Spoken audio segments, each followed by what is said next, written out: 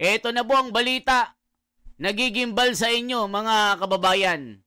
Nako po, ang bilis daw ng pagbagsak ng ekonomiya natin. Ayon po dito sa ekonomista na si Cora Guidote na dating taga BSP na halos 13% ang pagbulusok ng pagbagsak ng ekonomiya ng Pilipinas. Nako po, mga kababayan, pagkatapos po ng mga pasabog ni Manang Aimee na si BBM ay may matinding bisyo na pulburon. Bumulusok naman ang pagbagsak ng ekonomiya. Sinamahan pa mga kababayan ng sari-saring mga protesta. Malacanang araw-araw na sinusugod ng taong bayan, mga kabataan na sumisigaw ng hustisya dahil po sa grabeng pagnanakaw ng gobyernong ito. Bilyon-bilyon, trilyones ang ibinulsa. Ginawang patay gutom ang mga Pilipino. Pati mga hospital, mga PhilHealth, walang budget mga kababayan.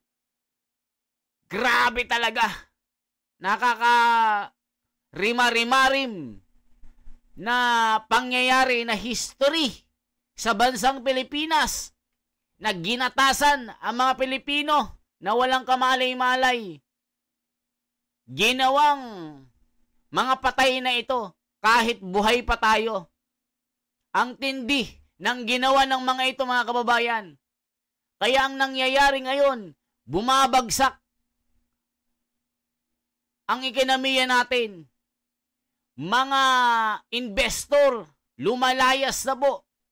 Imbes mag-invest sa Pilipinas, wala na po silang tiwala dahil nga po sa tindi ng mga buwaya na mga opisyal ng gobyerno. Ang tindi, grabing garapalan, harap-harapan na pagnanakaw ang ginagawa nila. Tapos, wala pang nangyayari. Puro pagtatakip ang ginagawa. Ang tindi, kaya ito na mga kababayan.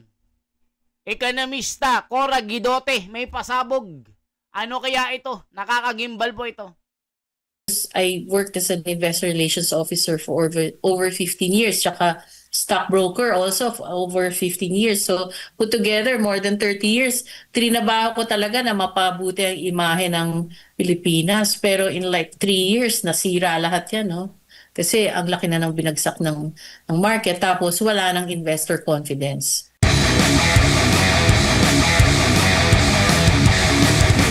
May mga indikasyon na ba? Nagre-reflect na po ba ito sa ating stock market po, ma'am, sa Philippine Stock Exchange? Lalo na po kayo ay laging nakamonitor din po rito. May nakakakita po ako ng post po ninyo sa social media po, ma'am Cora. Actually, malaki na yung binagsak ng market eh. Titingnan ko ngayon. For 1 year, in 1 year, magsak na siya ng 13%, no, yung stock market natin. Over the last 5 years, over 16% na yung binagsak. So, ang problema dito is, kung halimbawa ako company, no, listed yung shares ko sa market, at gusto kong kumuha ng pondo sa market, mag-raise ng money, mababa na yung presyo. Ang laki na ng binaba ng presyo ng mga companies na pwedeng mag-list ng primary share sa market. Ibig sabihin ng primary, pwede nilang kunin yung pera para sa expansion ng kumpanya. Pero kung ganito yung mga presyo, parang walang gana yung mga companies mag-list ng shares sa stock market kasi mas konting pera ang makukuha nila. Para makaiwas sa sakit si Tabi at ang buong pamilya. So yan mga kababayan, grabe. 3 taon. 3 taon lang bumagsak ang kinami ng bansa. Samantalang pinaghirapan ni PRRD ito, mga kababayan. Grabe talaga. Ibang klase ang mga namumuno ngayon. Puro kasi pagnanakaw eh. Mga kababayan, puro pagnanakaw. Walang nangyayari mga kababayan. Tapos gusto pa nilang ilagay yung si Ramon Ang. Anong alam niyan? Negosyante yan ni. Ang papanigan lang yan, mga elitista, oligarko. Hindi yan papansin sa mga, hindi papansinin ang mga Pilipino. Sa totoo lang, si Sara ilagay nyo. Nasa Constitution yan. Gusto nila ilagay, caretaker daw. Naku po mga kababayan ko. Bendalo talaga mga ito. Para maligtas sila sa mga kasamaan nila. Ilagay yung mga katropa nila. Anong alam niyan? Yung iba, more than 50% na yung binagsak ng shares nila, ng share price nila. So, nakakalungkot kasi alam mo, I worked as an investor relations officer for over 15 years, tsaka stockbroker also for over 15 years. So, put together, more than 30 years, trinabaho ko talaga na mapabuti ang imahe ng Pilipinas. Pero in like 3 years, nasira lahat yan, no? Kasi ang laki na ng binagsak ng market, tapos wala ng investor confidence. Opo, ma'am. Nakakalungkot talaga. Sa trend po ba ngayon, ma'am, pataas na po ba ang like sa mga kapitbahay na lang, wag na tayong lumayo, kapitbahay natin ng mga bansa, yung trend po ba ngayon, lalo na after ng pandemic, ay dapat paganda na yung takbo ng ekonomiya, or baka magiging rason na naman ito na kaya mababa ang ekonomiya ng bansa kasi malakas lang yung ibang bansa, Ma'am Cora?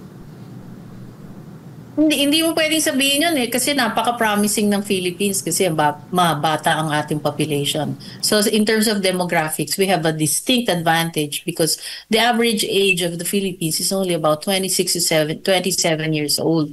Therefore, yung opportunities for finding jobs, ganyan, yung productivity, dapat tumataas yan, di ba? Kaya lang, kung walang investments naman, paano maghahanap ng trabaho yung kabataan natin?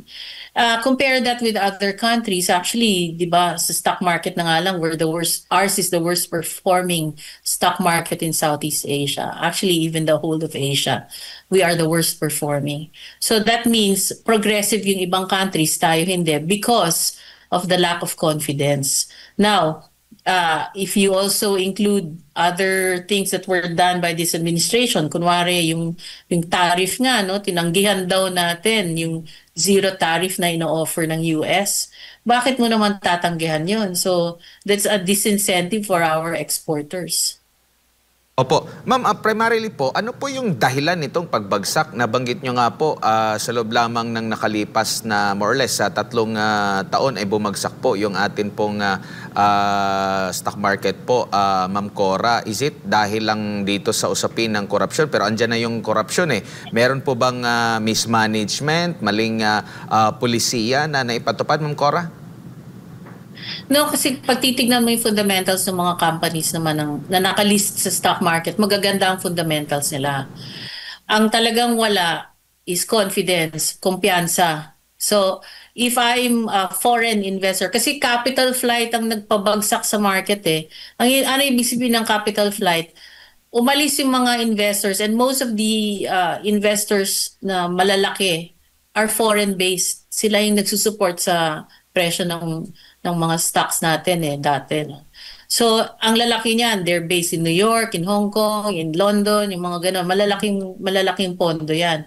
So, maaaring nagbawas na sila dito sa Pilipinas because they don't see any growth or any income that they will earn from investing in the Philippines. Ganun yun They don't invest in the present, they invest in the future. If they don't see anything na makakapagpabuti sa future ng Philippines, aalis sila, pupunta sila sa ibang bansa where they can earn better. No? Ngayon, nakita mo naman sa GDP growth natin, ang laki na nag-slow down na siya. Ang projection was 5.5. In the third quarter, it only grew by 4%. So malaking binagal ng ekonomiya natin. Wait lang. Check natin ano sinasabi ng mga tao. Wala din massive infrastructure. Wala namang ipinatayo itong si BBM Puro kay Tatay Digong Grabe, gobyernong ito. It's more on kurakot sila rather than improving the economy of our country.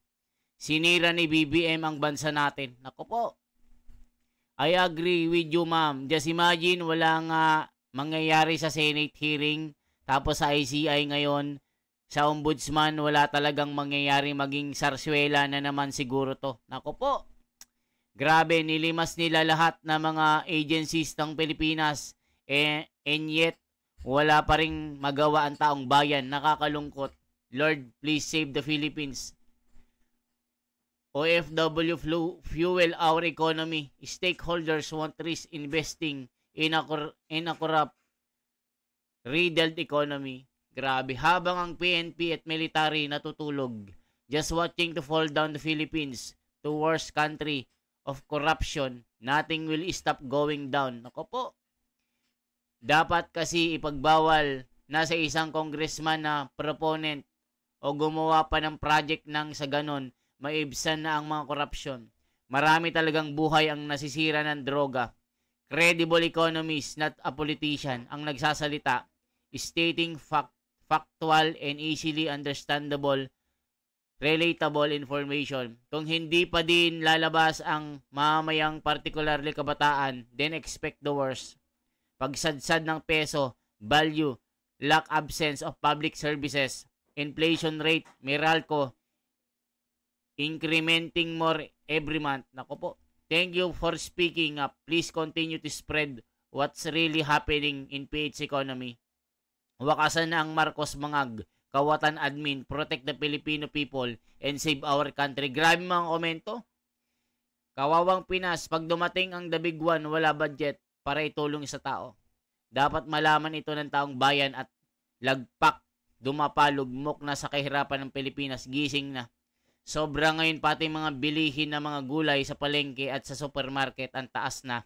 Ramdam ng kahirapan ngayong panahon ni BBM administration. Maganda pa nung panahon ni Tatay Digong. Kahit may pandemic, hindi ganito kamahal ang mga presyo ng gulay sa palengke. Ngayon, sobra-sobra talaga. The cost of not choosing the right leaders. Philippines has falling. Nako po mga kababayan. Lame duck si Da Junior. Nako po mga kababayan. Yari mga kababayan ko. Grabe ang nangyayari sa Pilipinas. Bumabagsak na talaga. Tingin ko for next year, babagal pa yan. Kasi nga, konti yung investments. There are only two major stimulants in the economy. One is government spending, the other is investments. Okay? So government spending, paano tataas yan kung kino-correct down nila yung corruption, no? So kung sobrang laki ng corruption, then they have to they have to reduce the government spending. So bababa yun. Yung isa naman, yung investments, wala kang may offer sa investors ngayon in terms of confidence kasi hanggang ngayon walang nakukulong eh. Ilang taon na sila nag-iimbestiga. Tapos sabi pa ng presidente ngayon, yung investigation ng ICI pupunta sa ombudsman, mag-i-investigate na. So yan mga kababayan, ang tindi puro investigation, walang nangyayari. Mga kababayan, nako po. Napakatindi nito mga kababayan. Ibang klase talagang nangyayari ngayon. Walang nangyayaring ayun, hoy, sinisira mo. Ayun, tawag dito, kawawa ang mga taong bayan, ang mga binayad, ang mga kawatan, at ang mga korap ang indulging. Ang galing ni Ma'am Cora, tama siya, dapat suportahan siya ng taong bayan dahil siya pa din dahil para din sa bansa natin. Grabe na talaga ang mga politiko ngayon. Grabe. Matindi ang ginagawa ng mga opisyal na pagnanakaw ngayon. Isipin nyo po. Kakahiya ito. Bagsak na ang ekonomiya natin. Yung dollar, malapit ang mag-60. Naku po, mga kababayan ko. Ibang klase, puro pagnanakaw ang ginawa nila. Tindi. Grabe. Yan magagawa mo pag-addict. Yan ang sabi nila. Diba? So ilang buwan pa sila mag-i-investigate niyan. Anong mangyayari? Wala. So, ang tinitingnan ng maraming investors ngayon is governance, good governance. If you don't have good governance, what's there to offer? Even if your companies that are listed in the stock market are among themselves very well governed eh. You know? Maayos yung mga kumpanya natin, yung mga fundamentals nila. Pero kung yung macro, yung ekonomiya ay nanghihina, eventually manghihina rin tong mga kumpanyang to kasi yung sales nila babagsak at saka walang impetus for growth. Opo, maliban sa korupsyon, nabanggit nyo nga po yung mga iba pang mga factors nga po, bakit pumapangit yung ating ekonomiya. Kumbaga, nagkahalo-halo na po, Ma'am Cora, ang lahat, kahit na masolve siguro yung korupsyon, kung mali naman yung iba pang mga polisiya, kawawa po yung magmamana ng Pilipinas sa mga susunod na panahon po, Ma'am Cora, after nitong administrasyon. Alam mo, kaya ako nagsasalita na ngayon sa media kasi ayokong bumalik tayo dun sa maging we will be under the IMF program again or we will have this debt that we will not be able to pay kasi naranasan ko yung debt moratorium na hirap talaga ang mga Pilipino, hindi tayo makapag-import, zero yung reserves. Although ngayon, thankfully, andyan yung remittances ng OFWs. Pero hindi naman tayo pwedeng umasa sa OFWs forever, di ba? Para saluhin ng ekonomiya. Kailangan talaga gobyerno, mga investors, lahat, ang buong Pilipinas, kailangan we all work together to make this country progressive. Pero kung aasa lang tayo sa OFWs, kawawa naman sila. Tapos yung mga savings pa nila, hindi mapoproteksyon na ng PDIC. Kabit-kabit yan eh. Hindi mo pwedeng sabihin, okay na tayo kasi sinabi ni Presidente na balik na ang confidence. Hindi ganun kadali yun eh. You have to earn it, di ba? Kailangan may track record ka. So, kung yung economy mo nag-slow down, anong track record ang pinapakita mo ngayon sa buong mundo? Diba? So yan mga kababayan, ang tindi. Anong masasabi nyo dito? Ang tindi na kasi ng corruption. Puro loko-loko pa ang nasa posisyon ngayon. Puro pagnanakaw. Nako po, ang tindi. Kaya ano masasabi nyo? Bagsak na bagsak ang ekonomiya ng bansa. Yan lamang po ang ating reaction ngayon. Isang like, isang share po at isang subscribe. Salamat po. Ako si The Wonders Philippines.